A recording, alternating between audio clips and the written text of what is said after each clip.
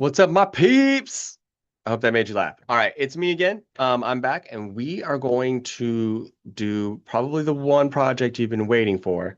I say that's probably the other project that you've been waiting for, and that's a social media advertising project. So this is a little different than the others, but let's go ahead and jump into it so I can get you guys going and you can get started because it's more than just one thing. All right, so let's take a look at social media advertising. Discover how social media changes the way brands connect with audiences. All right.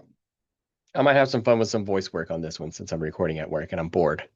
Okay, so what do you mean by social media? Okay, so what do you mean by social media? Well, social media advertising is a powerful way for brands to reach people where they spend a lot of time online. Think about like Gen Alpha, millennials, even.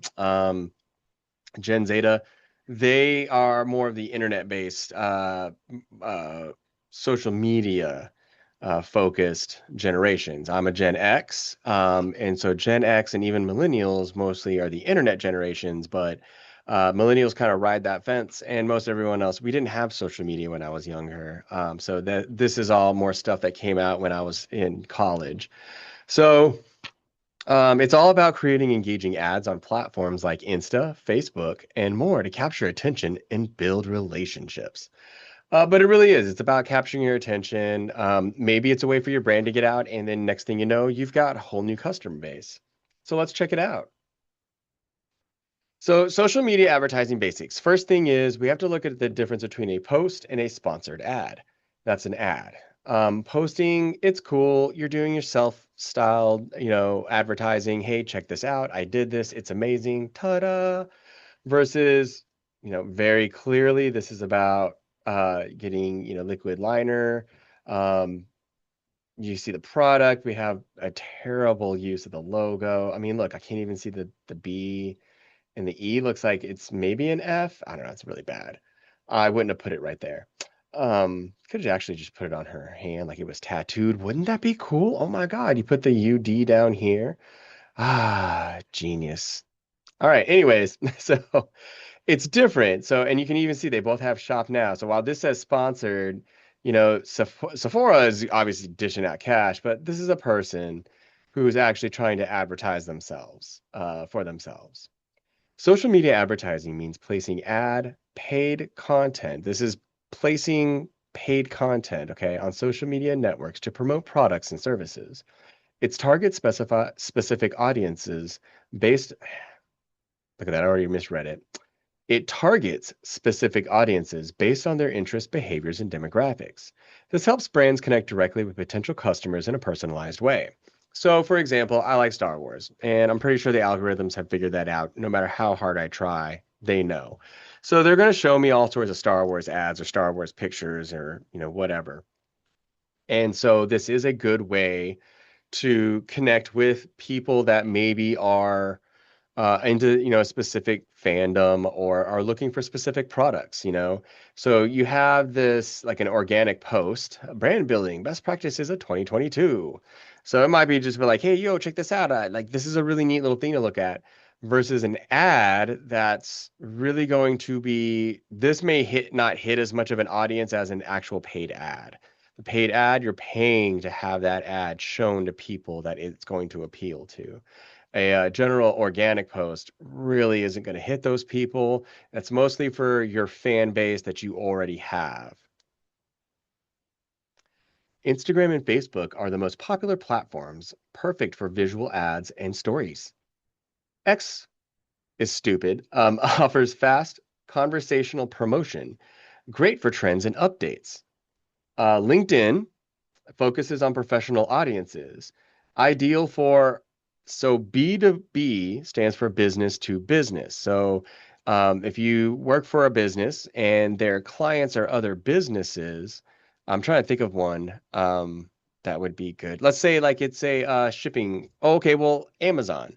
So Amazon works with other businesses to sell their products through Amazon's platform. So that's a business to business. Um, B2C is business to customer, and we can take something like Target or Kohl's or Walmart, where they are actually advertising to draw in the individual customer versus the business.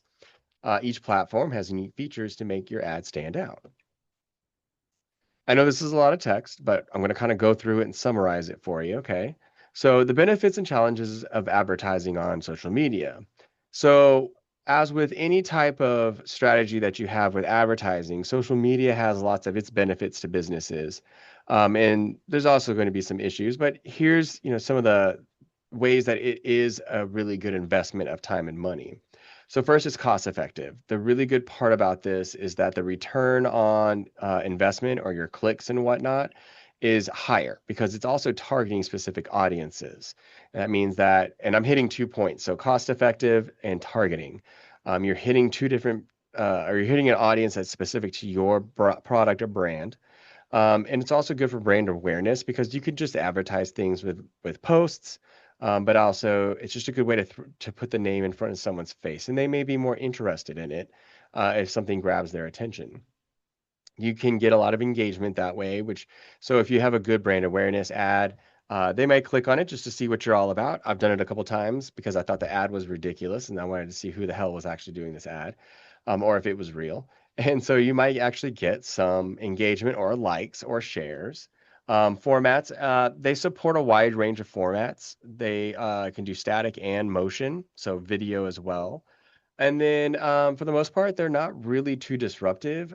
They're often really hard to distinguish between an organic post and an actual ad. So people, if you scroll through Instagram or even TikTok, you probably have seen where you're like, oh shit, this is an ad. So that's a lot of like the really positive aspects of it. The negative aspects are is that it could get lost in that scroll. It happens. I usually ignore it because I'm really already hyper aware of advertising and I just despise a lot of it.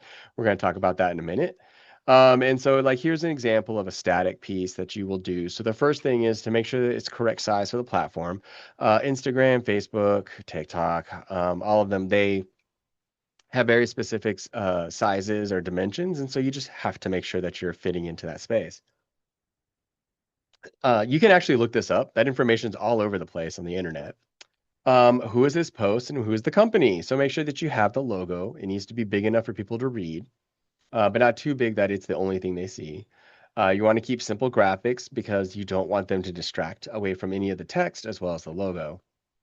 They added a white box over here just to make sure that the logo and all the tag and the sales pitch are actually easy to read and stand out and nothing was bothering them. The message is in large font. So we have branding flash sale and all colors are part of the branding palette. So you can see from the logo, that's the palette. And so specific colors, they chose the orange from there. And down here is a darker blue. This is the what is the next step or your call to action. Get 20% off all branding packages and you click on the link and boom, you would be able to get a deal for that. So ads are pretty straightforward and simple, but you still got to, speak or connect with your audience. We definitely want to use bold colors, nice bright colors. You don't want something that's dark and kind of sitting in the back that is less noticeable. Colors set the mood and they attract viewers. Use contrasting colors to make important parts pop. So up here we have a light background, so we have darker text, dark blue and a darker orange. Grid systems help organize content so it's clean and easy to follow. So a grid system, if you broke this up into columns and rows, here's a row, here's a row, here's a row, here's a column, that's a row, that's a row. This helps us a lot with being able to, no, you're fine. My mic only picks me up. Be able to organize things, and that can also help you with the hierarchy as well. And a good layout guides the viewer and their viewer's eye naturally through the design. So if we're going through this, logo, tag, action, right? Use imagery and symbolism effectively. Good imagery grabs attention fast. Make sure your image is related to your brand and what you want to say. Obviously, don't put a drumstick on there if you're talking about animal cruelty. Don't put makeup as a main focus if it's actually about clothing. That's not what your focus is. So, make sure that you're using imagery that relates to the product, that relates to the company. If it's a professional company, then you need to use professional imagery and a professional look and feel. Use familiar icons to clear or clear visuals. They help your message stick. Symbols can communicate ideas or emotions quickly without words. So a light bulb means an idea, Facebook symbol, LinkedIn. Here's Google Plus. I don't even know why Google Plus is on there. That's weird. WhatsApp, Spotify, Reddit. So sometimes symbols and icons are immediately recognizable. An envelope, for example, we know means email. So keep that in mind. Just keep things simple, especially if it's an interactive type ad where they can click on something, because they could just click a Facebook symbol and boom, they're on Facebook, It's easy. And then choose fonts that are easy to read, especially on small screens, because you do have to think about with social media, this goes across different platforms. They do adopt their scaling for that, but it's probably better if you just kind of keep it in mind.